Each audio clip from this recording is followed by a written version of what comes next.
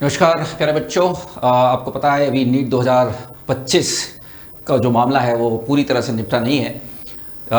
MP high court में, जो कि इंदौर ब्रांच में जिसकी सुनवाई चल रही थी, तो वहाँ पर सिंगल बेंच में री नीट का ऑर्डर आ गया था।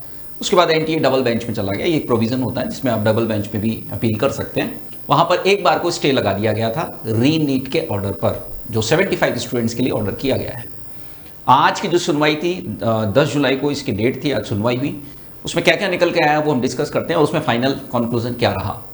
आज की सुनवाई में जो है वो काफ़ी डिस्कशन किया गया, कई सब तरह के आर्गुमेंट आए, जिसमें मेनली जो एनटीए की तरफ से चीज़ें कही गई वो ये है कि इस जो अफेक्टेड सेंटर्स है वहाँ पर भी बच्चों के क्वेश्चंस अटेम्प्टिंग का जो एवरेज है वो 119 से 127 क्वेश्चन का है, और जो लगभग नेशनल एवरेज को टच कर रहा है। साथ में उन्होंने कहा कि एक बच्चा यहाँ से सेकंड नंबर टॉपर रहा है और 11 बच्चों के 600 से ऊपर मार्क्स हैं। साथ में उन्होंने ये कहा कि जो कलेक्टर साहब है उनकी रिपोर्ट भी आई है, जिसमें कहा गया कि यहाँ प्रॉब्लम तो थी बट इस तरह के नहीं थे जिसके लिए कोई बहुत ज़्यादा वो परफॉर्मेंस को अफेक्ट कर सके। और उन्होंने बार बार इस चीज़ को कहा कि उन्होंने प्रॉपर गोला किया है तो उनको सब दिख रहा था। बट क्योंकि दूसरे साइड से भी वकील होते हैं तो उनके भी अपने आर्ग्यूमेंट थे, और उनमें एक दो वकीलों ने तो इस बात के मजे भी लिए कि ऐसा एक रिपोर्ट आई थी कि पावर कट होने पर बच्चों को कैंडल लाइट और टॉर्च वगैरह दी गई। तो वकील साहब ने कहा कि हमने कैंडल लाइट डिनर तो सुना था, लेकिन कैंडल लाइट एग्ज़ाम बहुत पहली बार सुन रहे हैं। तो ये बहुत सोचने वाली बात है वैसे कि कैंडल लाइट के अंदर यदि परीक्षा कराई गई है तो वो परफॉर्मेंस को अफेक्ट कहीं कर रही होगी, ऐसा उनकी तरफ से जो वकील थे उनका कहना था। तो अब इस तरह के सारे आर्गुमेंट जो है वो वहाँ पर आए हैं। पूरी चर्चा, पिछले जो एग्जाम थे उसकी भी चर्चा हुई कि वहाँ पर रीटेस्ट कराया गया था। ऐसा आर्गुमेंट दिया गया कि 1563 कैंडिडेट का रीटेस्ट कराया गया था। उसके जवाब में एनटीए ने कहा कि वो बिल्कुल आइडेंटिफाई कैंडिडेट थे जिनको गलत क्वेश्चन पेपर बटा था। यहाँ पर हम आइडेंटिफाई नहीं कर सकते कि कितने कैंडिडेट को कितनी दिक्कत थी। ये 75 तो पहुँच गए, उसके बाद भी दूसरे कैंडिडेट हो सकते हैं, किसी को ज़्यादा दिक्कत आई हो सकती है, किसी को कम दिक्कत आई हो सकती है।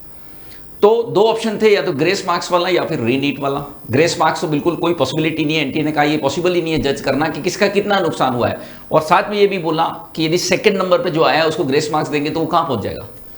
तो कुल मिला के बात ये है कि इस पर जो है ना वो अगली सुनवाई अब जो टेंटेटिव डेट है, देखो फाइनल नहीं है पर टेंटेटिव डेट जो है वो मंडे को दी गई है। मंडे को इसकी सुनवाई होगी और मोस्ट प्रोबेबली उस दिन फैसला भी आ जाएगा। आज की सुनवाई से क्या लगता है, देखो जज साहब ने बार बार ये चीज दोहराई है कि हम मानते हैं कि बच्चों को तकलीफ तो हुई है, बच्चे जो है वो स्ट्रेस में तो आए हैं, ये बात उन्होंने एक्सेप्ट की, ऐसी उस सुनवाई में लग रहा था। पर उन्होंने साथ में ये भी कहा कि क्या इसकी वजह से हम रीटेस्ट करवा सकते हैं। तो देखो अभी तो बहुत श्योरिटी से तो कुछ नहीं कहा जा सकता, लेकिन हल्का सा उनका झुकाव बच्चों के प्रति था। उनने कहा हमें बच्चों से पूरी सिंपैथी है, हमें बच्चों से पूरी सिंपैथी है कि उनको जरूर स्ट्रेस हुआ होगा इस तरह के, यदि कैंडल लाइट में या टॉर्च के अंदर यदि परीक्षा दी गई है तो परफॉर्मेंस प्रभावित हुई होगी। हालांकि उन्होंने ऐसा फाइनल नहीं कहा है कि रीनीट कराएंगे, पर कुछ कुछ ऐसे हिंट उन्होंने दिए हैं। पर बीच बीच में वो ये भी कहते रहे कि क्या ये इतना इनफ होता है किसी एग्जाम को कंडक्ट कराने के लिए, ये बात भी वो कहते थे। तो अब देखो हम उम्मीद कर सकते हैं कि मंडे को इसका जो है वो फाइनल डिसीजन आ जाए, ताकि ये मैटर यहाँ क्लोज हो। क्योंकि जब तक ये मैटर क्लोज नहीं होगा काउंसलिंग नहीं हो पाएगी।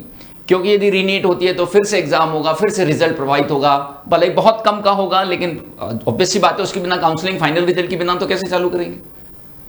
तो बच्चों की काउंसलिंग अटकी ही रहेगी, और यहां से कहीं वापिस मैटर सुप्रीम कोर्ट में चला गया तो फिर जाएगा 1 महीने का।